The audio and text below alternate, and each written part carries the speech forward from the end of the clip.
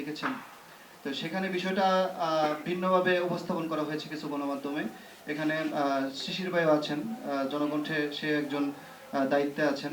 তো সেখানে সেদিন শিশির ভাই সহ প্রায় 10 থেকে 15 জন সাংবাদিককে ব্লক করা হয়, তাদেরকে বের হতে দিবে না। কারণ কি ছিল যে আওয়ামী লীগের যারা জড়িত, সরাসরি প্রকাশ্যে রাজনীতি করেছে, এবং আমরা কিছু ফুটেজ এবং ছবি পেয়েছি যারা মূলত হকি স্টিক এবং দেশীয় অস্ত্র নিয়ে মিছিল করতেছিল দুনিয়া এলাকায়, যাত্রাবাড়ির।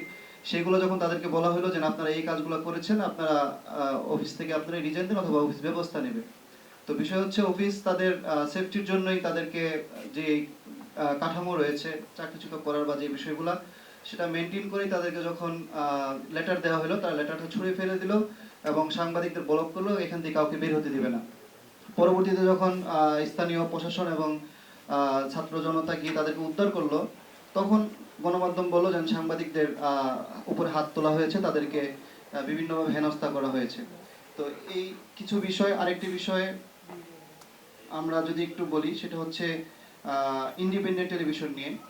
ইন্ডিপেন্ডেন্ট টেলিভিশনে 5 আগস্টের আগে একটি ডকুমেন্টারি হয়েছিল, যেখানে সেটা আবার ইংলিশে অনুবাদ করে তারা। এটা তারা বাংলা গণমাধ্যম হলেও তারা ইংরেজিতে তৈরি করে। সেখানে তারা বলতেছিল যে ছাত্র জনতার এই আন্দোলনকে ব্যবহার করে জামাত শিবির তারা হচ্ছে গিয়ে এই কাজ, সন্ত্রাসী কর্মকাণ্ডগুলো চালাচ্ছে।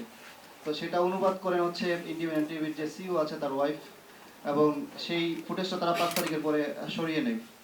তো গতকাল যে বিষয়টি হয়েছে, আমরা আপনারা সকলেই জানেন যে ইনকিলাব মঞ্চের হাদি ভাইকে নিয়ে বা ইনকিলাব মঞ্চকে নিয়ে এবং আরেকটি ছাত্র সংগঠন ইসলামী ছাত্র শিবির তাদেরকে জড়িয়ে একটি সংবাদ প্রকাশ হয় যে বগুড়াতে উদীচীর একটি অনুষ্ঠানে জাতীয় সঙ্গীত পরিবেশন হচ্ছিল, সেখানে তারা হামলা চালিয়েছে। তো বিষয়টা আসলে কি ছিল? বিষয়টা আমাদের উপদেষ্টা পরিষদ যে সিদ্ধান্ত নিয়েছে আওয়ামী লীগ ব্যান করার বিষয়ে, তাদের যে সহযোগী প্রতিষ্ঠান আছে এবং যারা আওয়ামী লীগের সাপোর্ট করে বা এখনো তারা তাদের যে বয়ানগুলো জারি রেখেছে সেগুলো যেন ব্লক করা হয়, তারাও যেন সেই অপরাধী হয়। আপনারা সকলে জানেন যে উদীচী কি এবং তারা কি করে। আওয়ামী লীগের যে কালচারাল উইংটা ছিল, উদীচী সবচেয়ে বেশি বড় ভূমিকা তারা পালন করেছে। আজকে উদীচী বিভিন্ন জায়গায় জাতীয় সঙ্গীত পরিবেশন করবে, তারা করুক, সেটা জাতীয় সঙ্গীত কোনো ইস্যু না।